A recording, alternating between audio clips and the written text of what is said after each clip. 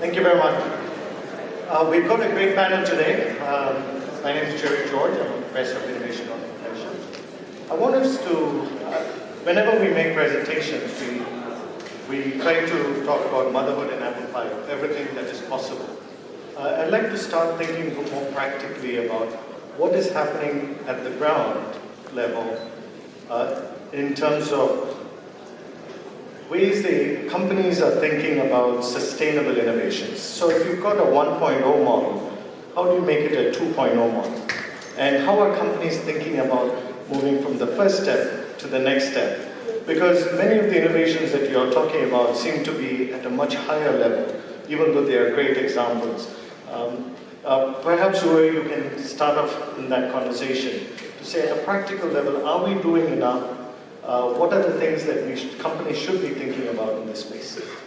Yeah, that's a very important point, because you have to walk before you can run in all kinds of circumstances. And you have to make sure that you take the people with you in this desire to innovate faster. So I don't think that there is kind of a silver bullet solution for it. But my personal conviction here is that you have, be it from a CEO perspective or from whatever leadership perspective, you have to provide a conducive environment so that people feel encouraged to test things out. And you have to allow to fail as well, and that has to be the modus operandi of the company. And you should not expect that people come up with a Nobel Prize winning idea tomorrow. It is about the incremental steps that have most impact. And when I think about the experiences I made, specifically in the Atkins days, then these incremental steps were most successful as they addressed the way the supply chain in E&C is cooperating with each other.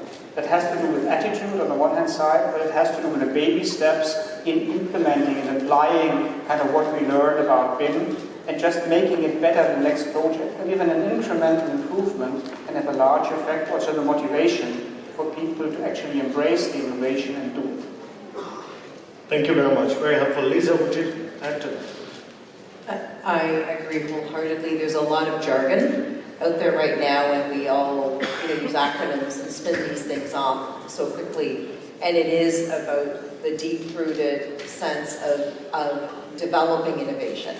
When you look at the Microsofts and the Googles and the Amazons and the Salesforces, how they get to where they are is deeply invested in that innovation piece.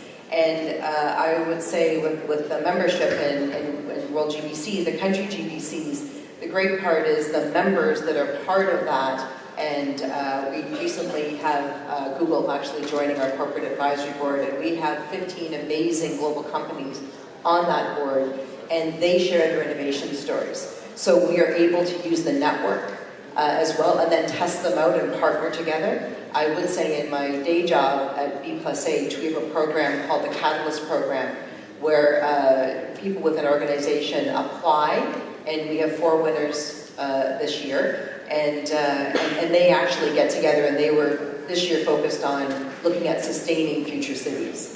And so we had them together for a week in Vietnam. They've written a number of items. I shared it yesterday with World Scientific in terms of some of their research. And it's great to allow them to do that, and there's time made within their project portfolio work to make sure that they have time to do that, and they get together on a regular basis to just think tank, because that's what you need. That's when innovation happens. Thank you. Just as a reminder, I've got several questions here, so I'll come to these questions. If you do have a question, please put them on the slide. Right? I'll start with you, Vicky, on this one. We talk about business model innovation. Rolls-Royce says, you're clearly not in the building sector, so that's why I'm asking you this. Rolls-Royce started off with, I think, Total Care, then Power by the Hour, and a completely different view of how business models work, which is what Uwe was also talking about as space, as service, and so forth.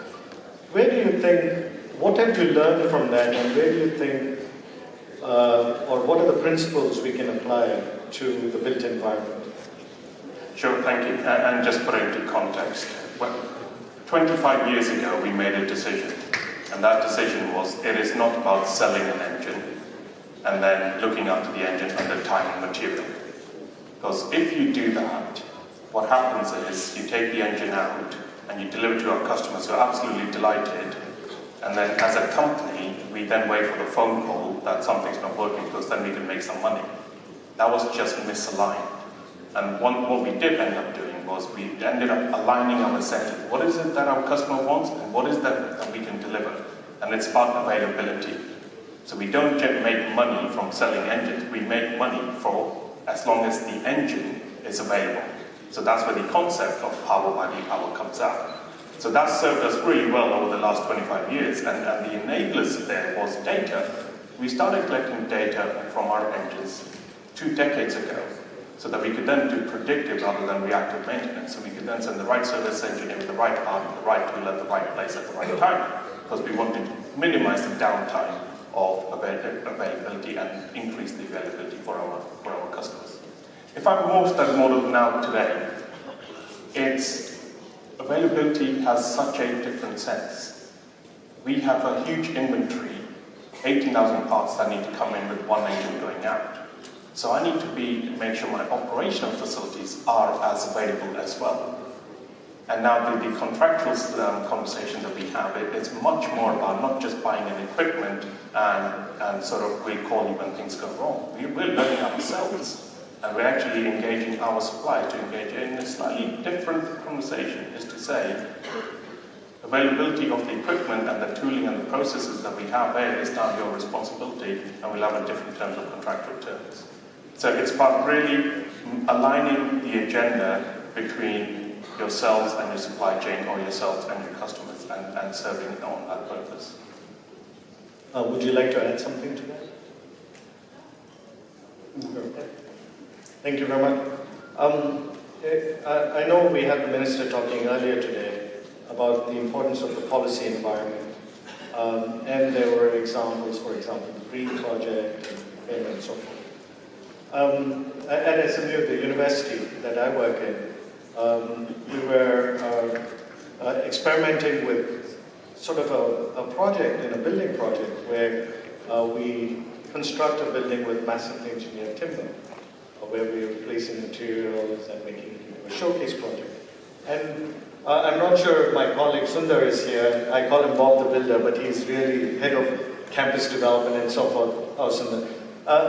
In a very practical way, how do you convert a university itself? And I think we are the first, what is that called, Green Mark university in terms of buildings. To convert that, how do you think policy plays into this? How do you think, what are the incentives? Do we have enough incentives? Not just in Singapore, but globally. How do we pilot test? And what is the role of government? What are the role of partnerships in this? And all of us spoke a little bit about it. Maybe you could start with it. Yeah, I think one thing is clear.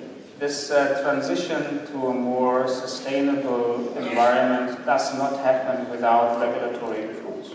We need to be absolutely clear about that. You can think about as many incentives as you like.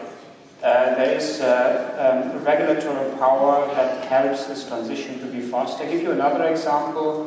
One that is very important for us here in Singapore is district cooling, right? Had the government not mandated the Marina Bay Area where we're sitting right now, we would still have seen the suboptimal kind of attempts to create better individual kind of HVAC equipments in the buildings that you all see around the Marina Bay here, as opposed to thinking more holistically and creating